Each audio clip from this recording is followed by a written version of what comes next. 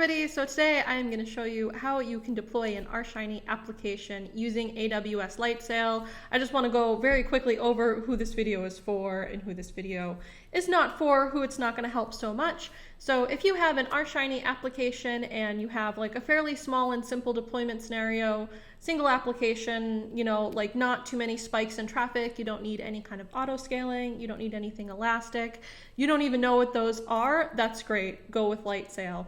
So for people who, you know, do know what those things are and they have a more complicated setup, they really need a production deployment that can, you know, scale and elastically go up and down. Lightsail is probably not going to be the greatest fit for you.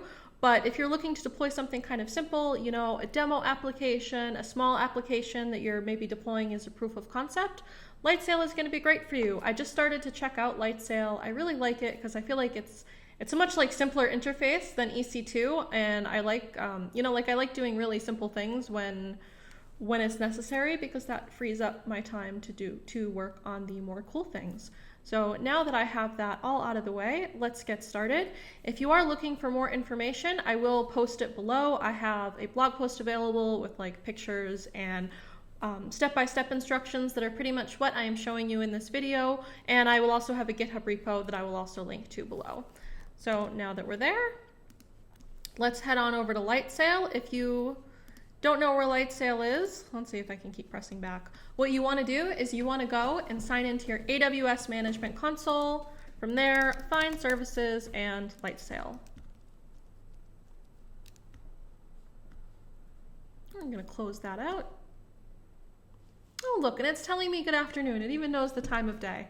Okay, so once you're here, you're going to go on over to Instances, and you are going to create an instance.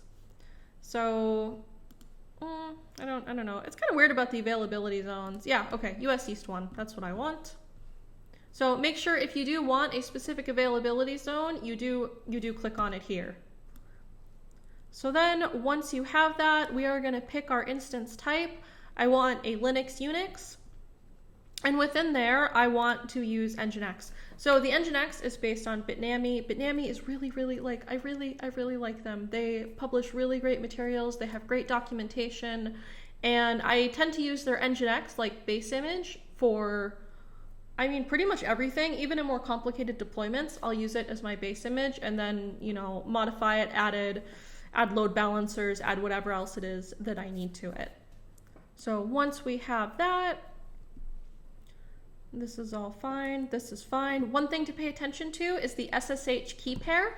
It is different from your SSH key pairs that you get from EC2. So one thing to just keep in mind is that you can create a new one. You can use a default one.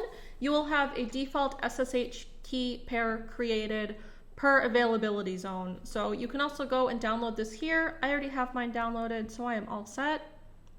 And then you can go and you can click on your instance type here that you want. I'm just gonna go with this one right here because, you know, it's free and that's great, and I'm not doing anything too complicated. RShiny. So I am gonna name my instance. I'm gonna name it RShiny, and I'm gonna say that I only need one of these. So there we go. I do just want to go back up here, talk about why I chose the Nginx image.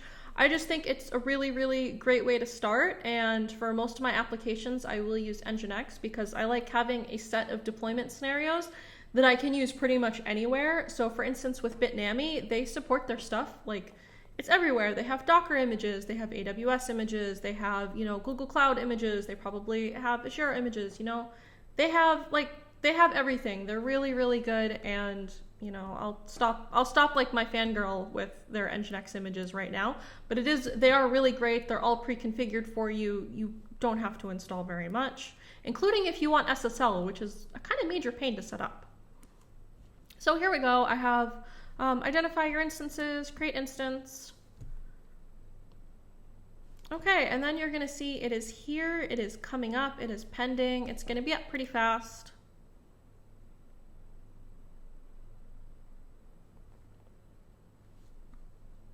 Okay, it's still pending, it's still pending. But anyways, this is gonna be the IP address.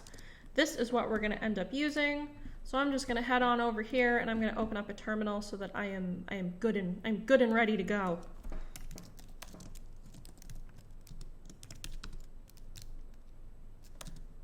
So this is going to be your SSH key. So I always move my SSH keys into .ssh, and then it's Lightsail default key, and then this is the availability zone that I chose. If you've just downloaded it, make sure to do chmod 600 on it. And there you go, that's that. So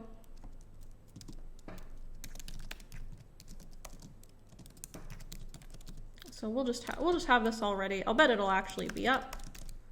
So when you use a Bitnami image, just make sure that you use the Bitnami user. It's different from the other ones. Like every kind of provider of images, I don't know, they all like to have their own users. The Amazon Linux 2 images use EC2 users, Ubuntu uses Ubuntu, and Bitnami uses Bitnami. So there we go. I'll press enter. I'll bet it's up. Yep, it's already up.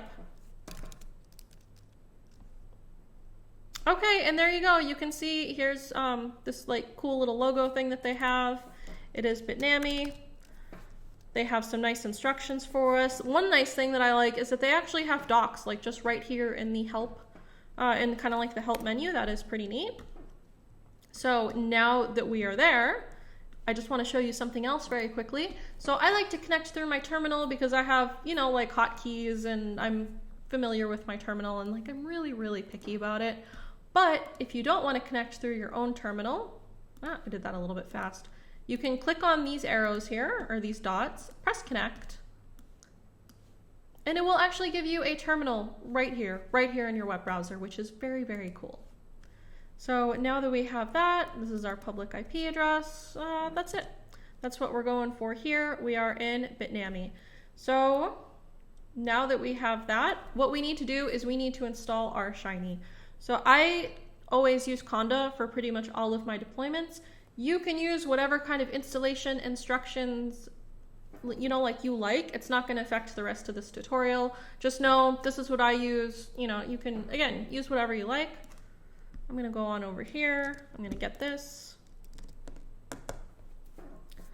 So all that I'm doing here is I am installing Miniconda, or I'm getting Miniconda, I'm installing it. I'm adding it to my path. I'm adding a channel called Conda Forge. It's a channel that I really like. And then I'm creating an environment RShiny that has the RShiny package installed. And this should be pretty quick. Yep, so we're already on this last step. Conda create -n, -y just means, you know, go through the installation, don't prompt me. -n is the name. It could be --name, RShiny, and then I'm installing the package RShiny.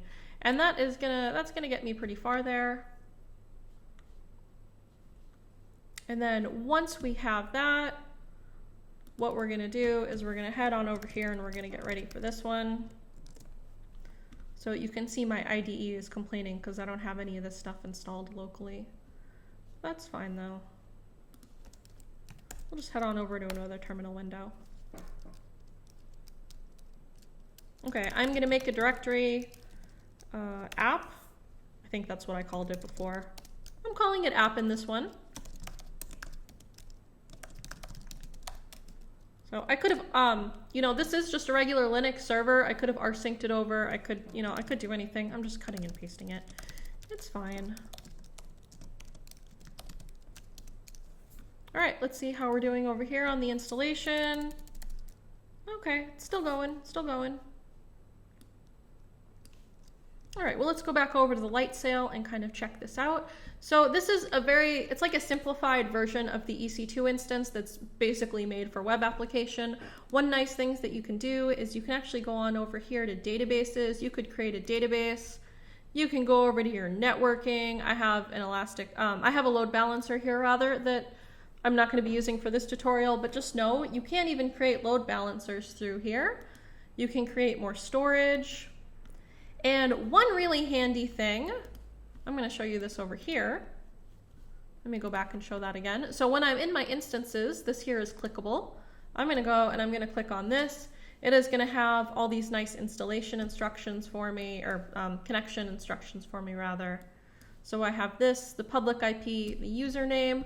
I really like having this here because the first time I tried to connect to one of these instances, for the life of me, I could not figure out the username. So I like that it's there. That's good. In a little bit, we are going to come on over here to this networking tab, and we're going to kind of abuse this for our own purposes. You can see the metrics available, for which there's nothing because I'm not really doing anything. One really nice thing is that you can create snapshots and import those into EC2, and you can also create automatic snapshots if you want to. So you could have your entire box, you could have that backed up every day. That's pretty neat. You can add tags just like you do on EC2. And, here's the history. Mine's not very interesting. So I'm actually just going to keep this on this network tab because that's what I want. Okay, so then we're back on over here. Everything installed. Everything installed here just fine.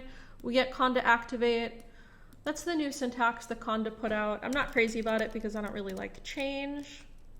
So I'm just going to do source activate RShiny.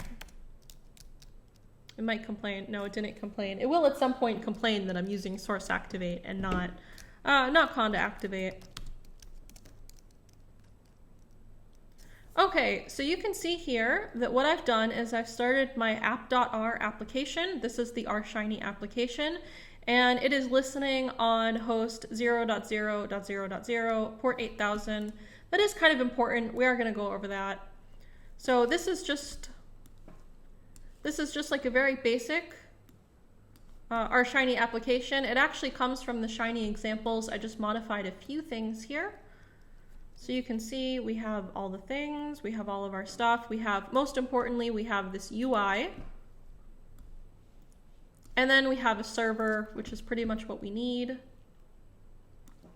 And okay, then over here on the options, I have this Shiny auto reload is equal to true. That's because I want for it to automatically reload the application when I make any changes. And then options, Shiny host is 0.0.0.0. You need this when you want to access it from a host that's not your local host. Otherwise, it's localhost. And the port is 8080. If you don't have a port, it will just it will randomly assign you a port. In this case, I want for it to be a single port so that I can go and set that up in the AWS Lightsail console, and I'm going to show you that in a minute. And then I just have my Shiny app, and off it goes. So right now we are going to head on over here. I'm going to look at this public IP address, and I do just want to demonstrate that as of now, this by itself is not going to work. See, so this, okay, it's timing out. You can see that. The instance itself is fine. This is port 80. The default Nginx port is port 80, and you can see, congratulations, you are running Bitnami. Yay. And then when you go to the networking, you can see that port 80 is open and port 22 is open. So we were able to SSH and we were able to access Nginx. Now what we want here is we want to open up port 8080, and this is so that we can actually access our RShiny application. Okay, now let's check this out. Let's see. Okay, and you can see here's my Shiny application. It is right here. We can do this, we can do this. I really like Shiny applications. Like, look at this. This is fun. All right, anyways, so now we have this, and this is good, but we can even take this a step further. So right now, this is running on port 8080. That's fine. Like, you can just stop right here. If I was deploying just a demo instance or anything like that, I would probably just leave it like this, and I would just say, here you go, it's here. Or even like a really small application, I might just give it like that. That would be fine. But another thing that you can do that's going to make it a little bit nicer is to serve it from port 80. So instead of your user having to type out, this web address and then port 8080, because honestly, who really wants to remember ports? You can serve it from here, which is great because we don't actually need this. We don't need this index page. It's nice to have, but we don't actually need it. We're not actually using it. We're just using Nginx for like our own purposes. So one thing that I will actually do is I'm going to kill this. And then I'm going to go and install my favorite process manager, which is PM2.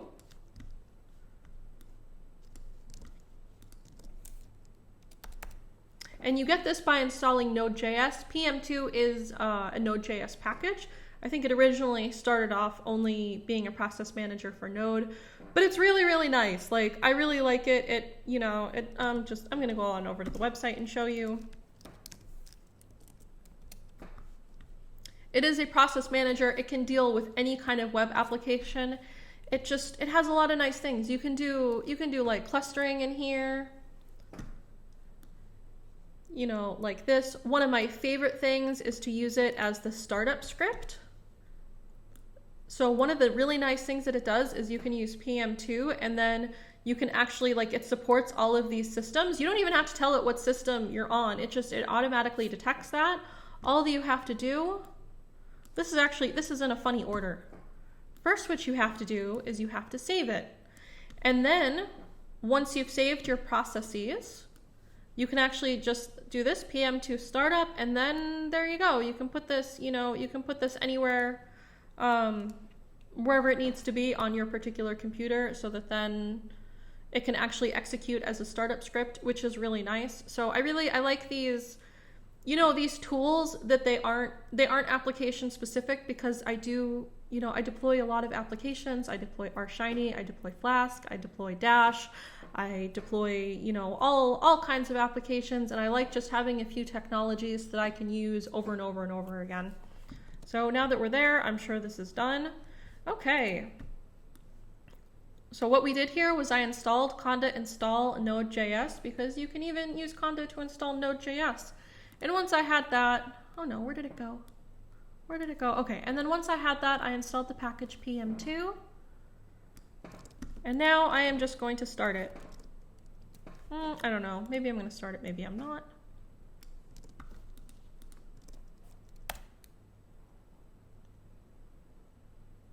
Okay, so you can see there was quite a bit that happened there. So you can see here, I did PM2 start. I gave my application a name, which I like to give them names. I told it what I'm actually running. It's this app.r, and the interpreter is the R script. So there we go, and you can see it has, it has some nice installation instructions here. And then you can actually see it's spawning the PM2 daemon with this one. One thing that's kind of fun that I really like that they did, is it going to come up? Oh, of course I want to show it in the video and it doesn't come up. Okay. I'll take a picture of it and put it on the blog or something like that. So once you have that, you can also do PM2 logs. What did I call that? RShiny example app. Okay, and you can see the logs, they come out, they're all right here.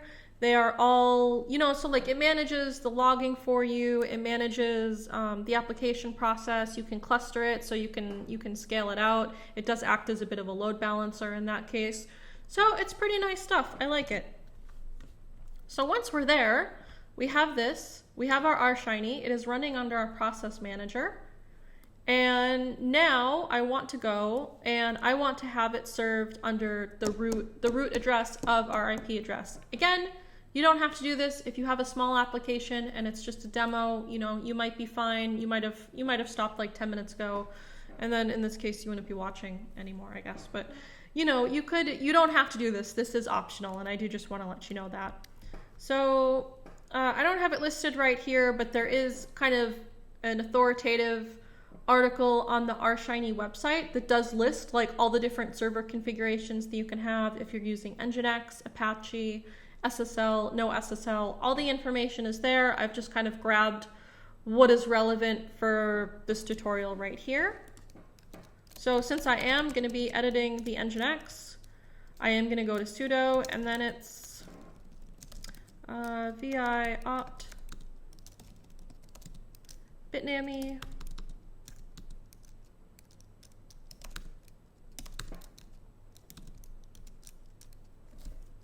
Okay, so then we're gonna put this right above the server block.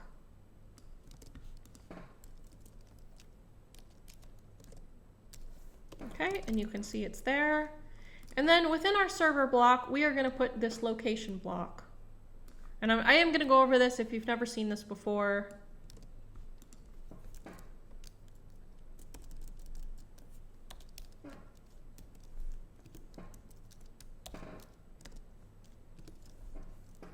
Okay.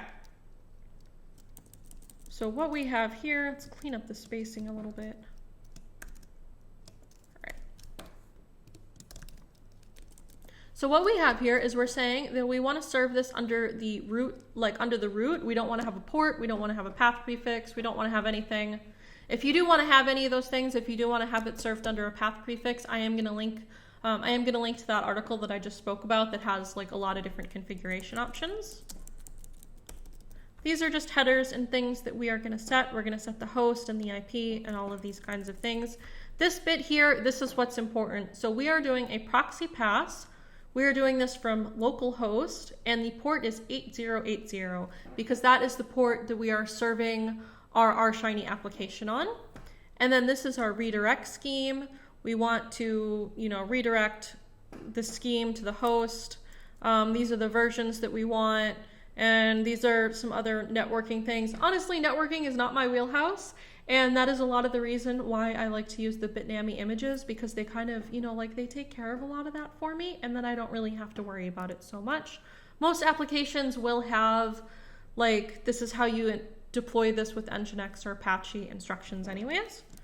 So now that we have that, we're all good. We're gonna save this,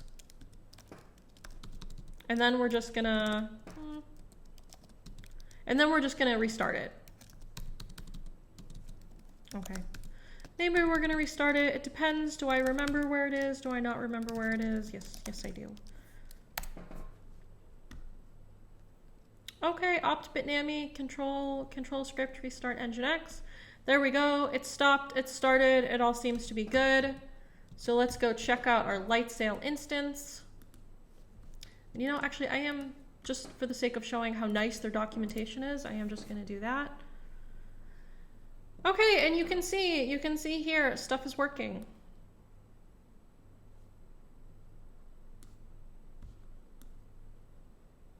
Yeah, there we go, it's working. I just got really worried there for a second. Did that work? Did that not work? Oh, yesterday I was trying to do a video of, of being like, oh, I'm going to install some bioinformatics software, except that it didn't work. It's always the trouble with the live coding. But anyways, one thing that we might want to do is go and look at the console, see, do any errors come up? Okay, let me show that again. What I did here was I went to inspect, and then I went to the console. If there were any errors, you would see them here. They would pop up. Luckily, there are no errors, so we are in luck. Everything in our application is working. So that is that. Let's just sit here and play with this one some more. Yep, there we go. Again, back to our Lightsail application. Let's see, does anything come up under the metrics? Oh, we can see some things do come up under the metrics.